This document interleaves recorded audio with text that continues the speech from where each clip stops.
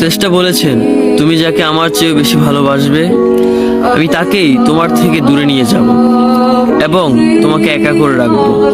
তিনি আরো বলেছেন, কখনো বলবে না তুমি তাকে ছাড়া বাঁচবে না, তবে তাকে ছাড়া আমি তোমাকে বাঁচাবো এবং পিছনের অনুগত সব আবেগ কুড়িয়ে নিয়ে তোমাকে দিব্যি সামনে নিয়ে যাব।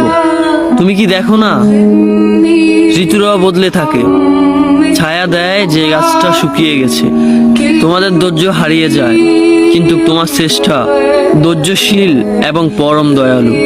সেই ঝরে যাওয়া পাতার ঢাল থেকে আবারও সবুজ পাতা গজায়।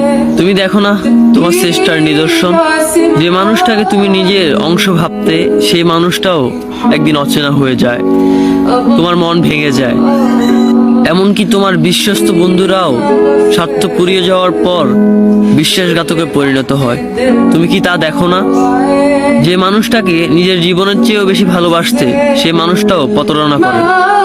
তবে তুমি কেন চেষ্টার বিমুখ হয়ে মানুষকে ভরসা করো?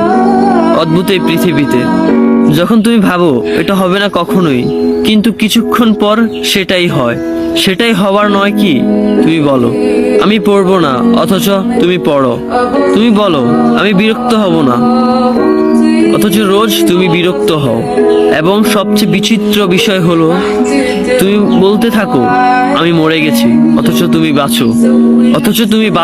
তোমার চেষ্টা তোমাকে বাঁচায়, তোমার চেষ্টা তোমাকে বাঁচিয়ে রাখে।